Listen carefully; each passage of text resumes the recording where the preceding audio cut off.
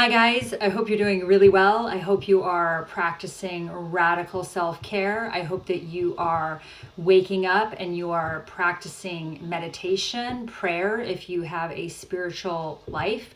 I hope that you are in mindfulness, getting lots and lots of exercise. Exercise is huge for giving you the serotonin that you need and to sort of heal from some of these relationships or to heal from these toxic relationships. I hope that you are eating healthy foods. I hope you are drinking plenty of water. I hope you are surrounding yourself with people that are honest, have integrity, authenticity, that are kind, that are decent, that wish you well, that have empathy and compassion for you. Huge, right? I have a rule now where I don't spend a lot of time with people that don't have empathy. I'm not interested. I'm not interested in being around people that have an impairment of their empathy. If I have no choice, sometimes in the context of work or something like that, maybe a little bit, but in general, in terms of my inner circle, I want people that are in touch with their hearts. I want people that are in touch with their empathy. So I hope you're doing all those awesome things.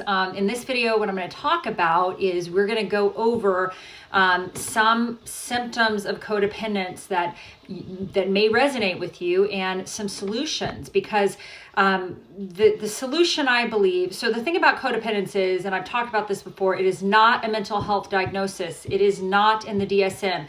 It is a trauma response, fight, flight, freeze, fawn. It's sort of a trauma response to some maladaptive caregiving as a kid.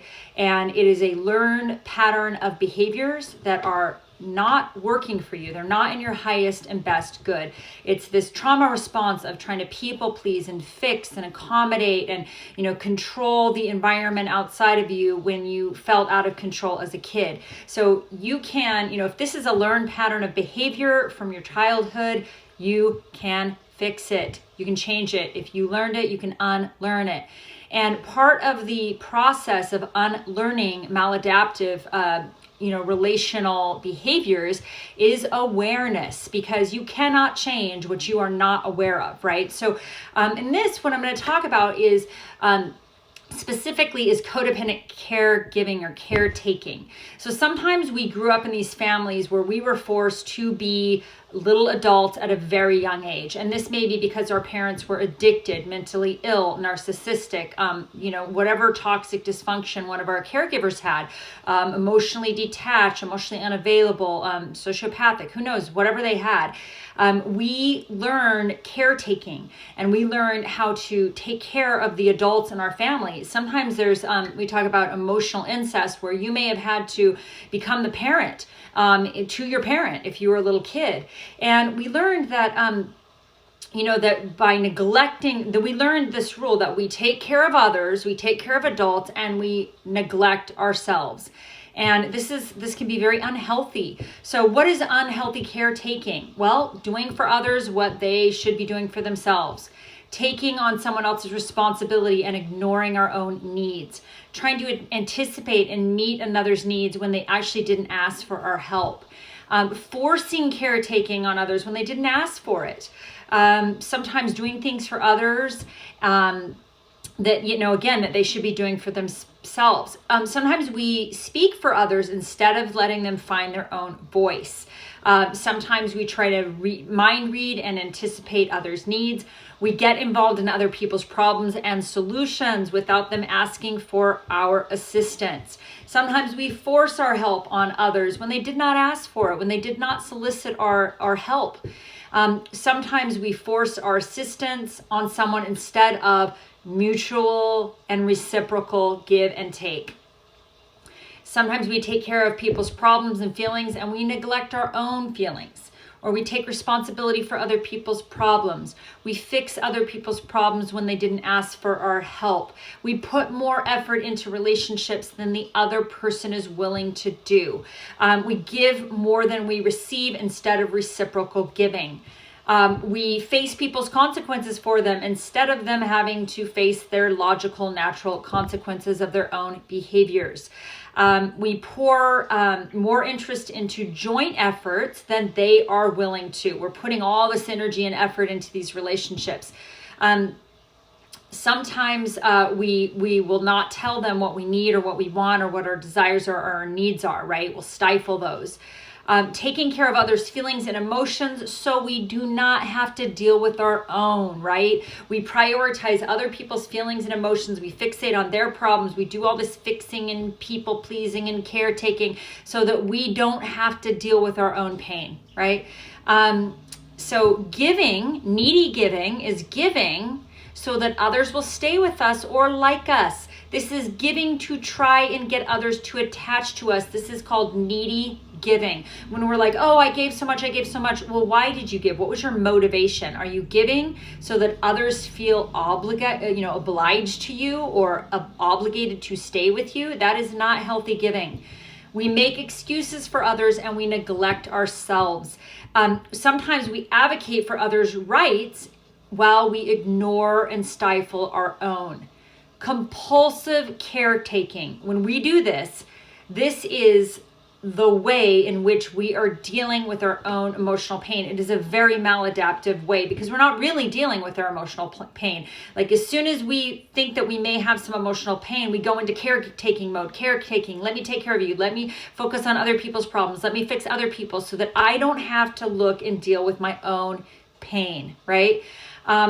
And sometimes with caretaking, we might not get compensated for what we are worth. We have a hard time asking for what we're worth.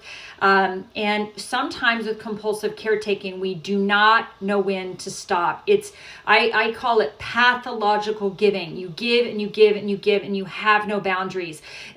Giving with no personal boundaries is self-annihilation, right? It is so dysfunctional. So giving is beautiful. Empathy is beautiful, but you have to have a container. You have to have boundaries around your giving. You have to have limits around your giving. Otherwise, you're going to give and give and give until you're totally depleted.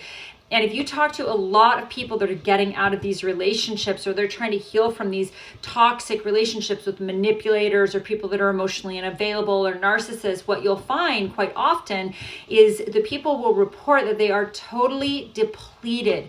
They are exhausted because they've been giving and giving and giving. But if you really look at it, like, whose problem is that? Like, is it really their problem that you gave pathologically? Like, that's what I had to start looking at for myself. Like, what's my part here? Oh, wow. So I was giving and giving and giving with no boundaries.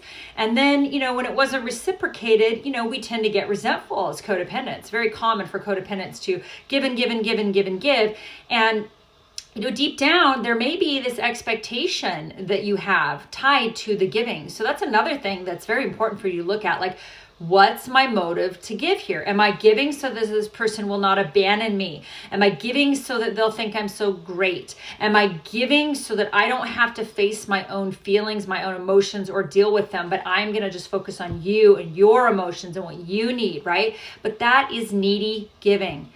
Keep in mind what we do this because we learned it in our families. We think it is what good people do. Sometimes there can be a religious component, or this is what nice people do. Sometimes there can be a gendered component. This is what nice women do. But men also do this, absolutely. I have lots of male clients. But just saying, like, sometimes these are sort of like, oh, well, nice people give, right? So, and that's true. Giving's wonderful, but giving without boundaries is suicide. So,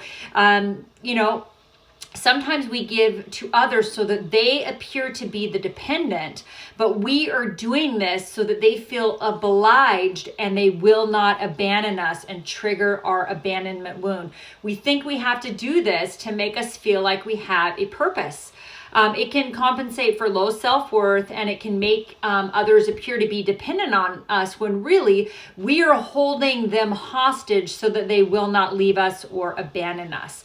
So I don't know if any of this resonates with you, but if you have engaged in some, of these codependent character, behaviors of codependent caretaking, this is something to start recognizing in yourself and to start being aware of, because like I said, the first, one of the first steps to healing any problem that you may have is awareness, acceptance, stepping into reality, out of fantasy, accept what is. And if you have been living your life with any of those 26 characteristics I just went over of codependent caretaking, It's time to start looking at that. It's time to start being aware. What's my motivation here? Why am I overgiving? Why am I doing this? Why can't I stop? Why don't I have any boundaries around my giving?